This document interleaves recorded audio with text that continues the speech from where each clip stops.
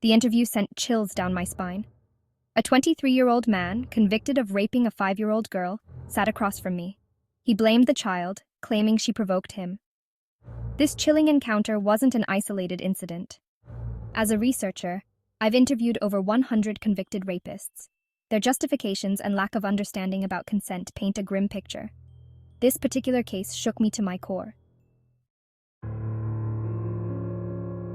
The 23-year-old rapist's shocking mentality is not an anomaly. It's a symptom of a deeply flawed system. A system where patriarchy reigns supreme, where women are viewed as objects, and where consent is a foreign concept. To understand the mindset of a rapist, we must delve into the societal and educational factors that contribute to such distorted views. India's patriarchal society often relegates women to a secondary status. They are seen as subservient to men, their voices silenced, their choices limited. This power imbalance creates an environment where violence against women is normalized, even accepted. Furthermore, the lack of comprehensive sex education in India plays a significant role. Many young people, particularly in underprivileged communities, grow up with limited understanding of consent, healthy relationships, and sexuality. This lack of knowledge creates a dangerous vacuum, often filled with misinformation and harmful stereotypes. The 23-year-old rapist's belief that marrying his victim would absolve him of his crime reflects a deeply ingrained sense of male entitlement. It's a belief system that views women as possessions, their lives and bodies subject to men's control. This dangerous ideology is further fueled by cultural norms that often blame the victim and excuse the perpetrator. The uncomfortable truth is that we, as a society, are failing our children. We shy away from open conversations about sex and consent, leaving them vulnerable to misinformation and harmful societal influences.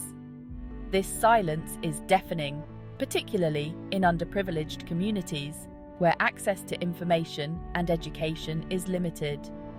The absence of comprehensive sex education in schools leaves a dangerous void. Imagine a young boy growing up in a slum, surrounded by poverty and violence.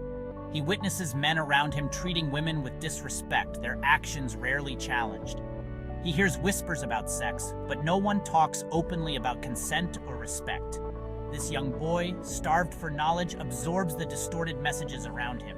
He learns that masculinity is about dominance and control, that women are objects to be possessed. This is not an exaggeration. This is the reality for countless young people in India. The lack of sex education is not just a gap in their knowledge, it's a gaping wound, leaving them vulnerable to perpetuating cycles of violence and abuse. It's tempting to attribute the shocking mentality of some rapists solely to poverty and lack of education. However, the reality is far more complex. Rape culture permeates all levels of society, from the poorest slums to the most affluent neighborhoods. While it's true that marginalized communities often lack access to quality education and resources, it's crucial to acknowledge that rape culture thrives on a foundation of patriarchy and misogyny that transcends socioeconomic boundaries.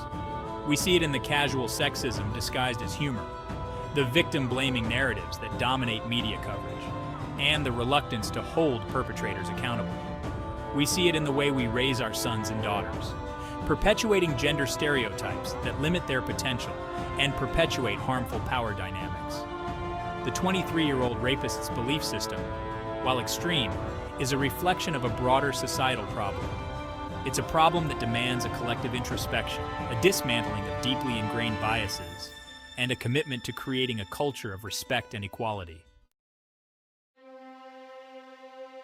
The concept of purity and virginity is often weaponized against women, used to control their bodies and choices. This obsession with female purity, deeply ingrained in our culture, has devastating consequences. Women are often judged and shamed for their sexual history, while men's experiences are celebrated. This double standard creates a climate of fear and silence, where women are afraid to speak out against abuse for fear of social repercussions. The 23-year-old rapist's justification for his crime, blaming the victim for provoking him, reflects a dangerous mindset that views women as responsible for men's actions. This warped sense of entitlement, fueled by cultural norms that equate a woman's worth with her virginity, has no place in a just and equitable society.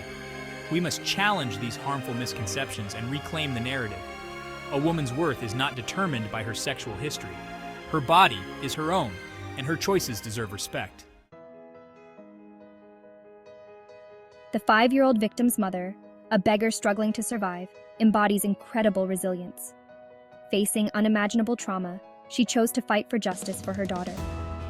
However, her journey highlights the immense societal barriers faced by survivors of sexual violence, particularly those from marginalized communities. Poverty, illiteracy, and lack of awareness about legal rights often prevent survivors from seeking help.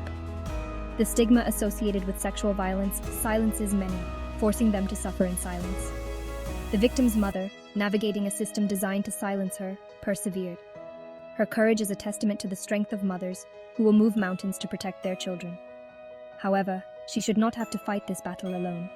We, as a society, must create a support system that empowers survivors, providing them with access to legal aid, counseling, and medical care. We must stand with them, amplifying their voices and demanding justice.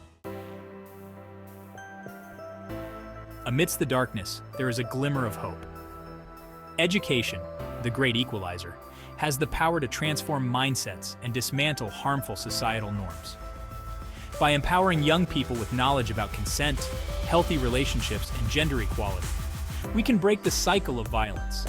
Comprehensive sex education integrated into the school curriculum from an early age is crucial.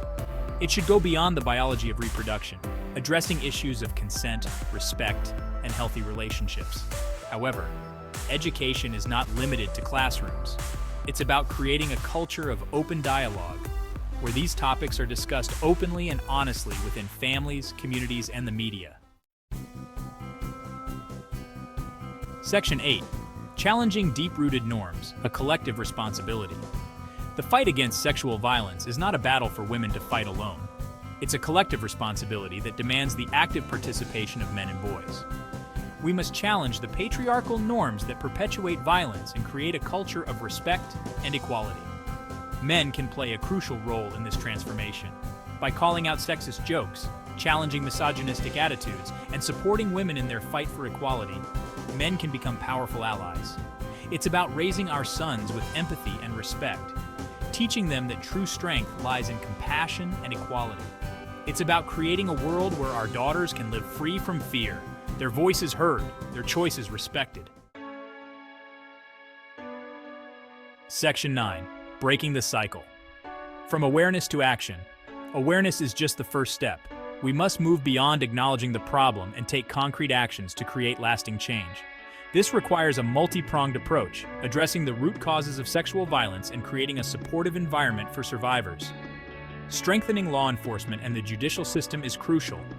Perpetrators must be held accountable for their actions, and the legal process must be survivor-centric, ensuring their safety and well-being. Investing in rehabilitation programs for offenders is equally important. While punishment is necessary, we must also address the underlying factors that contribute to such behavior. This includes providing counseling, education, and support to help them reintegrate into society as responsible citizens. Section 10. Towards a safer tomorrow, a call for urgent reform. The time for complacency is over. We need urgent and comprehensive reforms to address the epidemic of sexual violence plaguing our society. This includes mandatory comprehensive sex education in schools. This should be age-appropriate and cover topics such as consent, healthy relationships, gender equality, and bodily autonomy. Strengthening law enforcement and the judicial system. This includes faster trials, harsher punishments for perpetrators, and specialized courts for sexual violence cases. Investing in support services for survivors. This includes access to counseling, legal aid, medical care, and safe houses. Promoting gender equality and challenging patriarchal norms. This requires a societal shift in attitudes and behaviors, starting from our homes, schools, and workplaces. Section 11. The unfinished conversation. Continuing the fight for justice. The conversation about sexual violence is far from over. We must continue to speak out against injustice, amplify the voices of survivors, and hold perpetrators accountable. The case of the 23-year-old rapist who blamed his 5-year-old victim serves as a chilling reminder of the work that still needs to be done. It's a call to action for each one of us to examine our own biases, challenge harmful societal norms, and create a world where every individual can live with dignity, respect, and freedom from violence.